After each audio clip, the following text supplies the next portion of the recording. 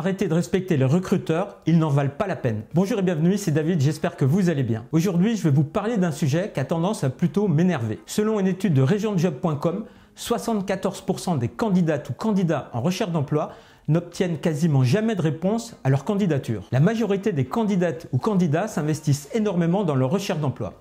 Ils postulent en masse et la suite logique voudrait normalement une réponse négative ou positive. Et qu'ont-ils en retour? L'irrespect des employeurs qui ne prennent même pas la peine de leur envoyer une réponse par mail. Du coup, les candidates ou candidats attendent des jours, voire des semaines, sans jamais recevoir de réponse. Ma question aux employeurs est: est-ce que c'est normal? Les répercussions de ce boycott sont simples. Les candidates ou candidats se posent injustement beaucoup trop de questions sur la qualité de leur candidature et sur eux-mêmes. Je suis en contact régulièrement avec des candidats qui ont un excellent profil et qui commencent à désespérer parce qu'ils ne reçoivent jamais de réponse. Et à force d'attendre, ils ont tendance à douter, à se dévaloriser à tort, à perdre confiance en eux et à avoir une baisse de morale. Question aux recruteurs, est-ce que c'est normal? Qu'est-ce que ça coûte aux employeurs d'envoyer un mail? Rien.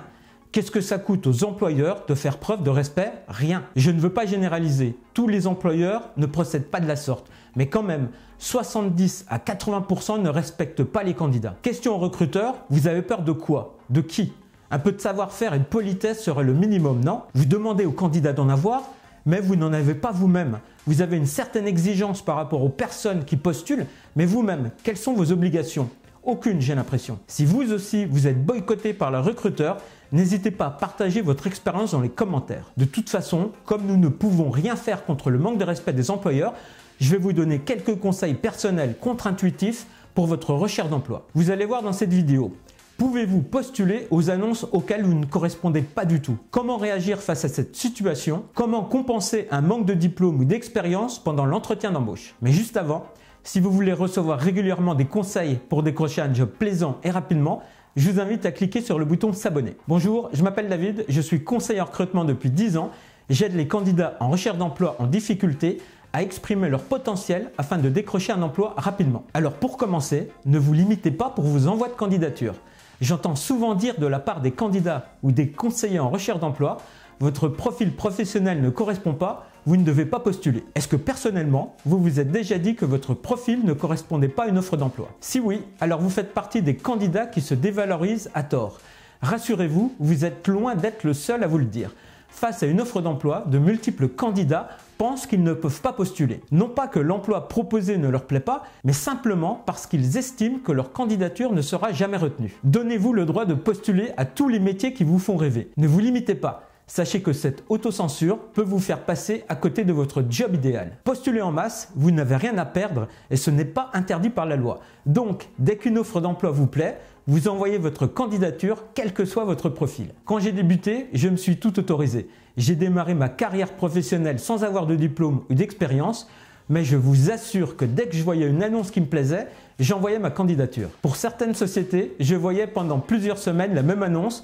Donc chaque semaine, je postulais. Je pouvais envoyer jusqu'à 10 fois ma candidature à la même société.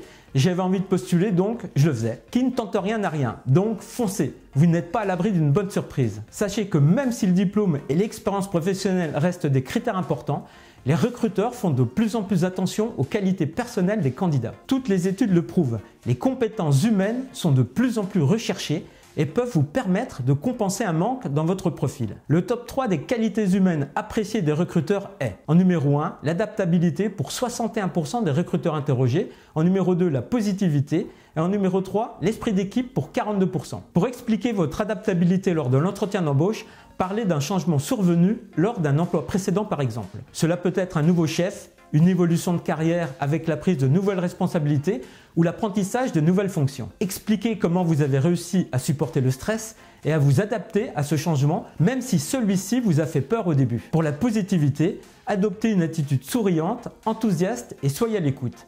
Si vous êtes plutôt introverti et timide, ne forcez pas votre nature, exprimez-vous sincèrement. Montrez-vous ouvert et curieux d'apprendre.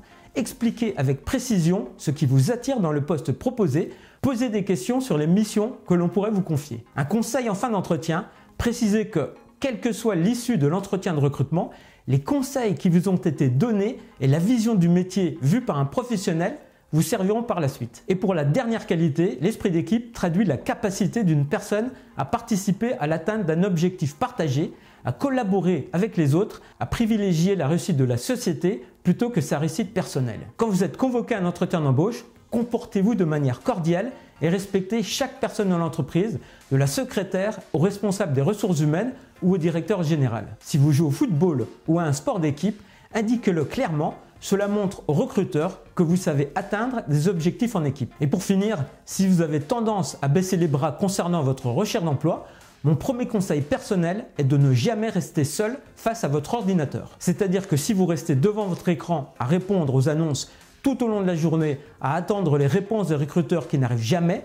très rapidement, vous pouvez vous dire que vous ne valez rien, ce qui n'est absolument pas le cas. Votre recherche d'emploi n'est pas votre personne. Faites bien la différence entre l'irrespect des recruteurs, le marché de l'emploi qui est sinistré et votre personne avec toutes vos qualités et vos compétences. Garder sa confiance, c'est aussi se dire « je ne réussis pas tout de suite ma recherche, cela ne veut pas dire que je suis mauvais ». Ensuite, c'est simple, pas de respect à avoir pour le recruteur. Servez-vous de tout ce que vous avez accumulé comme frustration ces derniers temps. Les refus divers, le boycott des recruteurs, les fois où les employeurs vous ont manqué de respect. Vous devez aller à votre entretien d'embauche, remonter à bloc, dans le but de l'exploser d'une façon professionnelle et positive bien sûr. Vous devez vous dire « je vais te montrer de quoi je suis capable ». Et partez toujours du principe que quand vous postulez, n'attendez rien du tout de leur part. Restez concentré uniquement sur votre objectif, décrochez votre emploi. Si vous voulez réussir votre entretien de recrutement, j'ai mis à votre disposition une formation offerte qui s'intitule « Comment répondre aux 10 questions pièges les plus fréquentes d'un entretien d'embauche ». Vous n'avez qu'à laisser simplement votre adresse mail pour recevoir votre bonus gratuitement. Vous trouverez le lien dans la description de la vidéo ou dans les commentaires. Et autrement, si vous avez des exemples à donner concernant le manque de respect des employeurs, n'hésitez pas à en parler dans les commentaires. Et si vous avez aimé, merci par avance de liker, commenter et partager. Ça fait toujours plaisir et ça aide ma chaîne à se développer. Je vous remercie de m'avoir écouté en espérant que cette vidéo répondait à vos attentes. N'oubliez pas de croire en vous, de ne rien lâcher et d'être professionnel. La persévérance et le travail finissent toujours par payer. Et pour finir, je vous souhaite une bonne continuation pour votre recherche d'emploi. À bientôt.